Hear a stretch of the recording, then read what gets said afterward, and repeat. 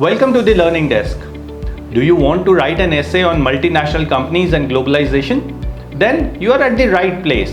Let's see कि हम कैसे एक 8 बैंड essay लिखेंगे इस टॉपिक पे।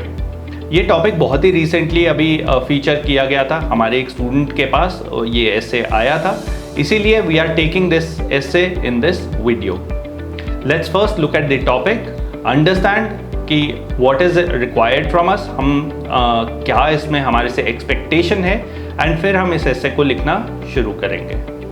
टॉपिक क्या कह रहा है उसको पढ़ते हैं। आपकी स्क्रीन पे है topic, the growth of multinational companies and the result of globalisation creates positive effects for all. To what extent do you agree or disagree. तो टॉपिक यहाँ पे क्या कह रहा है कि जो मल्टीनेशनल्स की ग्रोथ है उससे ग्लोबलाइजेशन बढ़ रही है, जिससे कि सभी के लिए फायदा हो रहा है, it is positive for all. और एक्सपेक्टेशन क्या है हमारी इस एसे से, do you agree or disagree, कि क्या आप इस टॉपिक से एग्री करते हैं या डिसएग्री करते हैं। तो जल्दी से हम समझते हैं कि यहाँ क्या लिखेंगे। आपके हिसाब से ये पॉजिटिव है या नेगेटिव है। आप अपने कमेंट्स में लिख सकते हैं कि ये पॉजिटिव है या नेगेटिव है, बट इस एसे के लिए हम यहाँ पे इस चीज़ को कंसिडर कर रहे हैं कि ये एक नेगेटिव इफेक्ट है। जो ग्लोबलाइजेशन है इसके नुकसान ज़्यादा हैं और फ़ायदे कम हैं, हम इसकी बात करना चाहेंगे। बट रीज़न क्या हो सकता है, पहली बात हम करते हैं कि उसका फ़ायदा क्या हो सकता है। मल्टीनेशनल कंपनीज़ की ग्रोथ का फ़ायदा क्या हो सकता है। फ़ायदा ये हो सकता है कि उससे बहुत सारी एम्प्लॉयमेंट जनरेट होती है, वर्ल्ड ओवर अच्छी सैलरीज़ पे की जाती हैं। कंट्रीज़ में, अलग अलग कंट्रीज़ में जब ये कंपनीज़ जाती हैं तो वहाँ के लोगों को अच्छी एम्प्लॉयमेंट देते हैं, जिससे कि उनकी जो फाइनेंशियल कंडीशन है उस कंट्री की वो बेहतर होती है। इसकी कॉन्ट्रेरी पोजीशन क्या हो सकती है, इससे जो उलट पॉइंट है वो क्या हो सकता है, जिसको कि हम अपना पॉइंट भी बनाने वाले हैं कि ग्लोबलाइजेशन से ये भी होता है कि बहुत सारी जो बड़ी कंपनीज़ हैं उनके आने से लोकल बिजनेसेस इम्पैक्ट होते हैं। लोकल बिजनेसेस उतना पैसा नहीं खर्च पाते, जिसके कारण वो बंद हो जाते हैं, जिसके कारण ये जो कंपनीज़ हैं इनका नुकसान ज़्यादा होता है और फ़ायदा कम होता है। तो ये हमारा थॉट प्रोसेस है इस एसे के लिए, जो कि हम अब आगे लिखेंगे। अगर कोई और भी आइडियाज़ आपके दिमाग में हैं तो नीचे कमेंट्स में ज़रूर लिखिएगा।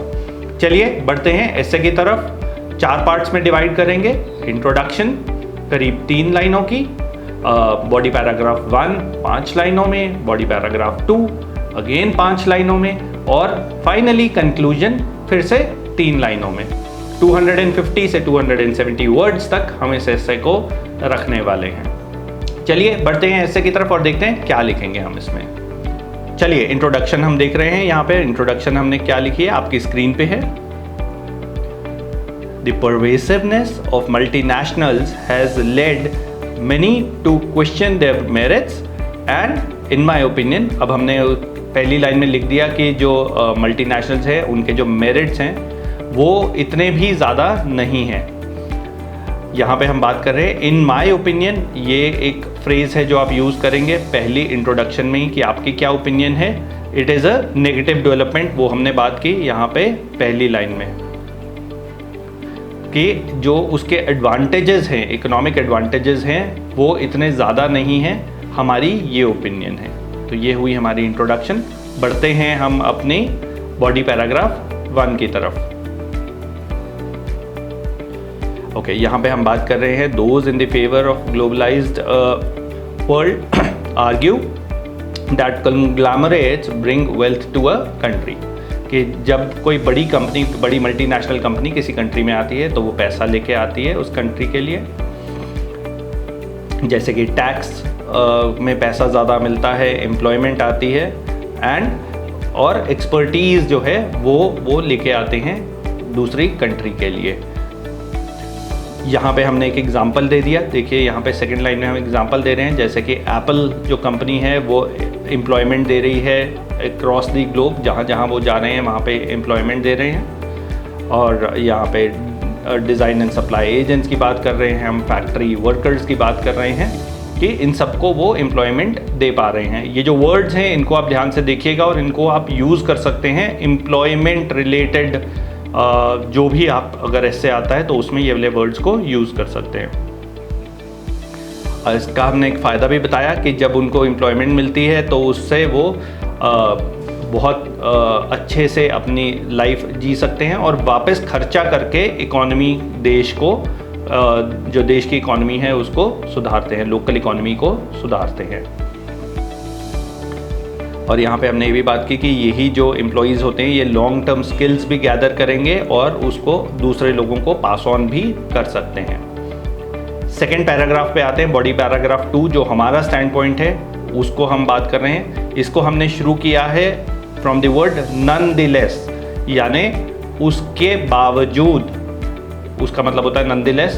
तो अगर हम जब भी हम उल्टा व्यू पॉइंट लेंगे तो यहाँ पे हम वर्ड यूज़ कर सकते हैं nonetheless multinationals are negatives due to their effects on the local businesses। हमने यहाँ पे बात की कि लोकल बिजनेसेस पे उनका जो इम्पैक्ट है वो नेगेटिव होता है, इन्वायरमेंट पे जो उनका इम्पैक्ट है वो नेगेटिव होता है। तो यहाँ पे अब हम एक एग्जांपल ले रहे हैं। यहाँ पे हम फास्ट फूड चेन्स की बात कर रहे हैं कि जो फास्ट फूड चेन्स हैं वो जब आती हैं, वेल नोन ब्रांड्स जब आते हैं तो वो जो लोकल फूड वाले होते हैं, जो लोकल ईटरीज होती है, रेस्टोरेंट्स होते हैं, उन पे बहुत नेगेटिव इम्पैक्ट करते हैं क्योंकि वो इतना चीप खाना जो लोकल वाले हैं वो नहीं दे पाते। तो उसके चलते ये लोग इवेंचुअली बंद हो जाते हैं। दूसरी बात हमने बात की कि ये जो फूड है ये बहुत एडिक्टिव भी होता है और बहुत सारा इन्वायरमेंटल इसका नुकसान भी होता है, इन्वायरमेंटल लॉस, जैसे कि जो आपकी ट्रांसपोर्टेशन है उससे बहुत सारा पॉल्यूशन होता है क्योंकि इतने ज़्यादा सामान को इधर उधर किया जाता है तो उसमें बहुत सारा एयरप्लेन्स एंड ट्रक्स के यूज़ के कारण पॉल्यूशन भी बहुत बढ़ता है। प्लस हमने यहाँ पे प्लास्टिक पैकेजिंग की भी बात कर दी है। तो यहाँ पे सारे नेगेटिव इम्पैक्ट जो एक मल्टीनेशनल लेके आती है उसको हमने यहाँ पे लिस्ट डाउन कर दिया। फाइनली हम आते हैं कंक्लूजन पे। अगेन इन कंक्लूजन से शुरू करेंगे। तो यहाँ पे हम बात कर रहे हैं the economic benefits arising from multinationals. I believe it is a negative trend. हमने उसकी बात की कि ये हमारे हिसाब से इकोनॉमिक बेनिफिट तो लाते हैं but it is a negative trend for small businesses and environments. तो यहाँ पे हमने एक सजेशन भी दे दिया फाइनली कि जो गवर्नमेंट्स हैं उनको केयरफुली बैलेंस करना चाहिए इंट्रोडक्शन ऑफ मल्टीनेशनल कंपनीज और लोकल बिजनेसेस को। तो आपने देखा कि अगर हम प्लानिंग पहले कर लेते हैं तो it becomes very easy for us to write the essay. बहुत बार ऐसे आपको लगेगा while you are appearing for your IELTS exam कि मैं जल्दी से एसे लिखना शुरू कर देता हूँ, but that is not going to be of any help. What will happen is you will waste a lot of time while writing. So it's always better that you plan. 2 minute पहले लगा के planning कर लीजिए, सोच लीजिए क्या लिखना है, उससे रिलेटेड वर्ड्स को पेन डाउन कर सकते हैं आपकी कौन से वर्ड्स हमने यूज़ करने हैं। इस वीडियो को रिवाइंड करके पॉज करके आप देखिए कैसे वर्ड्स हमने यूज़ किए हैं। अगर आपको उन वर्ड्स के मतलब नहीं पता तो उनको गूगल कीजिए, डिक्शनरी में उन वर्ड्स को देखिए एंड यूज़ कीजिए। The better words you use, better is going to be your score in vocabulary or lexical resource। अगर आप अपना ऐसे चेक करवाना चाहते हैं तो डिस्क्रिप्शन में दिए गए व्हाट्सएप नंबर पे हमें कांटेक्ट कीजिए या कमेंट्स में you can paste your essay and we will check it for you and that too absolutely free.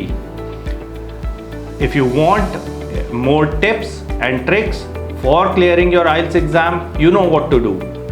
Follow, subscribe and like the Learning Desk so that you are notified of all the new videos which we come up with.